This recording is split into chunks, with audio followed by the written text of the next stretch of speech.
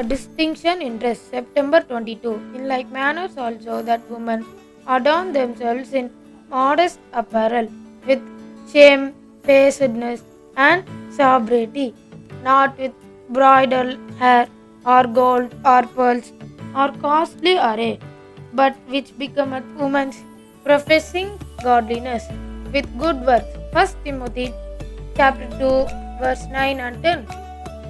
The children of Israel were commanded to have a simple ribbon of blue in the border of their garments to distinguish them from the nations around them and to signify that they were God's peculiar people.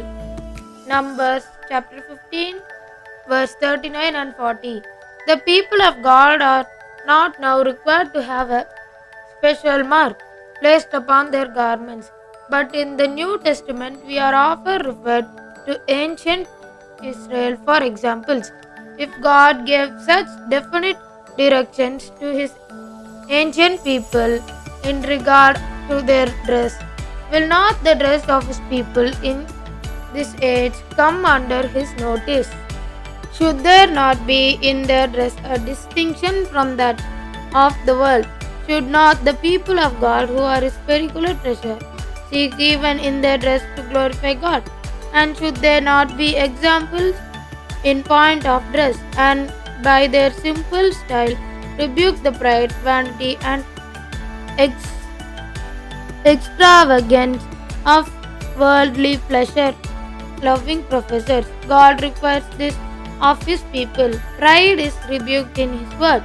We must know more of Jesus and his love than of the fashions of the world. In the name of my Master, I call upon the youth to study the examples of Christ. When you wish to make an article, you carefully study the pattern that you may reproduce it as nearly as possible. Now set to work to copy the divine exemplar. You cannot be like Jesus and cherish pride in your heart of how little value are gold or pearls or costly array in comparison with the meekness and loveliness of Christ.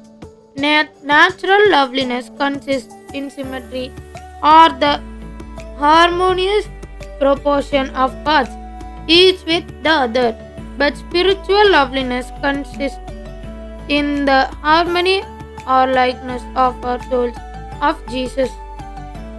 This will make its possessor more precious than fine gold, even the golden wedge of Ophir. The grace of Christ is indeed a priceless adornment.